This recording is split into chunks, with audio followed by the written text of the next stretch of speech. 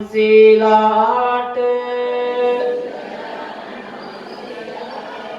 මේ ප්‍රණීත අෂ්ටපාන පූජා කරමි ගුණ සුවඳ විහිදෝ භාග්‍යවතුන් වහන්සේලාට මේ ප්‍රණීත චතු මధుර පූජා කරමි ගුණ සුවඳ විහිදූ භාග්‍යවතුන් වහන්සේලාට